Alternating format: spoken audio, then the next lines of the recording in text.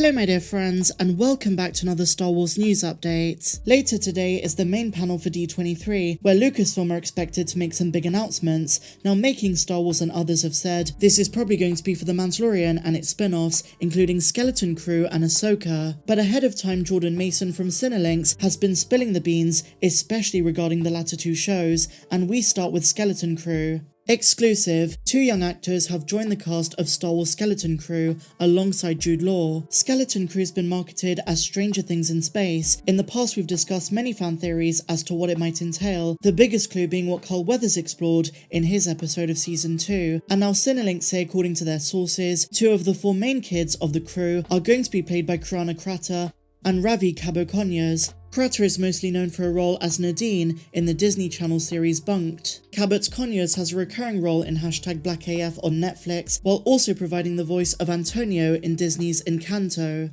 As for who they're playing, we're just gonna have to wait for Star Wars to announce this. We simply do not know at this stage. All they've heard is that they're probably Force sensitives and part of the main cast. Cinelinx also reveals some amazing news that Skeleton Crew is going to hit Disney Plus in 2023, so not 2024 as some fans expected. Both child actors are remarkably talented for their age, and we'll get to see them alongside Jude Law when Skeleton Crew eventually drops. Now, as you're probably well aware, that's not the only casting news we have. Yesterday, Jordan Mason of Cinelinx was on fire. He's been killing it with these leaks, and he posted early in the day that he heard Eman Esfandi is going to be playing a live-action Ezra Bridger. In that report, he also said that he's once again hearing whispers that Lars Mikkelsen is playing Thrawn.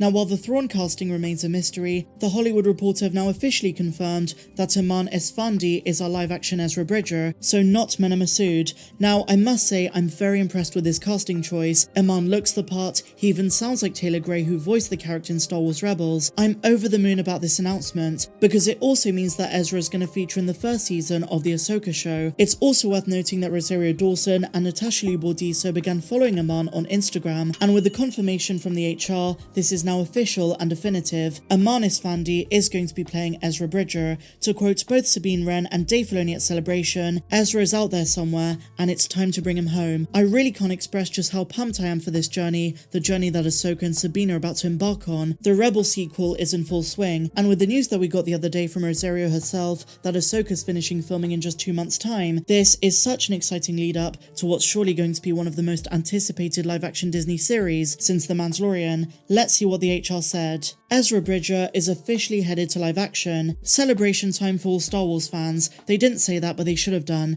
with Eman Esfandi playing the Star Wars animated character in Star Wars Ahsoka, the Disney Plus series top-lined by Rosario Dawson. Esfandi's credits include the Robert Rodriguez horror film Red 11, which screened at Cannes in 2019, as well as a small role in the Best Picture nominee King Richard. He also appears in the upcoming military drama The Inspection, which is getting strong early reviews out of the Toronto Film Festival this week. Ezra Bridger debuted in 2014 in Star Wars Rebels, where he was voiced by actor Taylor Gray. The character grew from an orphan with a knack for the Force into a rebel who trained in the ways of the Jedi. The geek culture-focused site Cinelinx first reported the news earlier. The Disney Plus series stars Dawson as the Jedi. Well, they shouldn't call her a Jedi because she's now a citizen, who first jumped into live action in Season 2 of The Mandalorian and also appeared, surprisingly but to our delight, in the Book of Boba Fett. Other stars include Mary Elizabeth Winstead, Ukrainian actress Ivana Sakno, Natasha Liu Bordizzo, Hayden Christensen reprises his role as Anakin Skywalker and Darth Vader, and Ray Stevenson is playing a mystery villain. Plot details are not known, but it's widely expected that the show is going to continue the story of Star Wars Rebels, finishing off with Ahsoka and Sabine in the epilogue, embarking on their journey to find Grand Admiral Thrawn and Ezra Bridger, but we still don't know who's playing Thrawn. The casting news comes a day before Saturday's D23 panel, where more announcements are expected for a number of projects from the galaxy far, far away. Let's keep our eyes peeled, but this is certainly a huge one. Welcome to the Star Wars family, Eman. I can just tell he's going to be a perfect Ezra. Awesome stuff. Now, two other interesting developments is that Mena Massoud commented on the news, and following the announcement, Eman Esfandi joined Twitter. Massoud, on the other hand, said the following: "Glad the rumours will stop now. Never really had a fair shot at it, unfortunately." He reveals he sent in one self-tape months ago, but he says, "It just wasn't meant for me, I guess. Can't deny the dude looks exactly like Ezra. Hope it's done justice," and I think we all agree with that. Now, I've spoken in previous videos about just how much Star Wars Rebels means to me, apart from The Empire Strikes Back, which which in my opinion is the peak of Star Wars. Rebels is well up there as one of the best Star Wars stories. Yes, it was slow to start, but once you get mid-season 2, it captures the essence and all that is amazing about this franchise: the magic, the Force, relationships, character developments, leaders like Hera Syndulla, the sacrifice of Kanan, the strong-willed Sabine Wren. It's just an amazing Star Wars story, and I can't wait for that Filoni legacy to continue in the Ahsoka show. It's going to be incredible, guys. So what about the role that Ezra's going to play? Well, they've got to find him first. I would not be surprised if he doesn't have a major role in the first season. They spend the entire season looking for him, and then right at the end, in the last episode, they do find him. He looks up at Sabine and Ahsoka and says, "You found me." And that could be a nice cliffhanger leading into season 2. But let me know your thoughts in the comments down below, guys, of this casting. Are you happy with it? Personally, I think it's the best news we've had.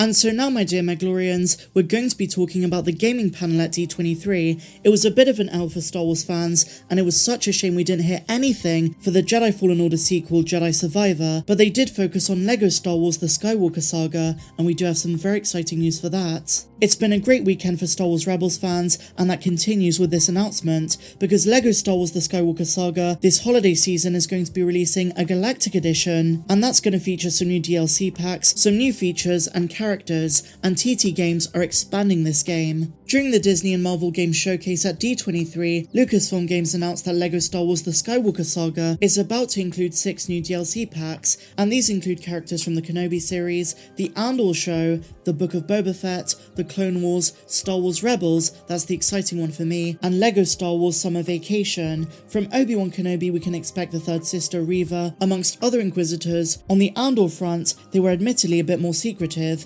All we saw was Cassian with his mighty beard. From the Clone Wars we can expect characters like Captain Rex. And from Rebels, the Ghost Crew. That's going to be super exciting for fans of this game. The new character collection is a timely addition to the Skywalker Saga, as several Disney Plus series have introduced characters that should be represented in the LEGO form. Unfortunately though, on the downside of things, acquiring the characters is going to come at a cost, and a particularly steep one if fans are buying the character collection bundle. Very few are likely to buy the Galactic Edition if they already have the first game, and they won't be getting anything beyond what the DLCs cover. I'm sure more announcements will come, especially regarding new features. As I say, guys, they're aiming to release this by Black Friday, but as fans of Fallen Order, it's a shame there are no new updates for Survivor. But today is all about Star Wars announcements regarding the shows. We might hear about the movies, very unlikely, but let's hope something comes of it. Let's hope we do get something juicy. So if you enjoyed this video, please be sure to give me a big fat thumbs up, subscribe if you're new, and I'll see you in the next one. May the Force be with you always. I'm Star Wars Meg. Have a good one.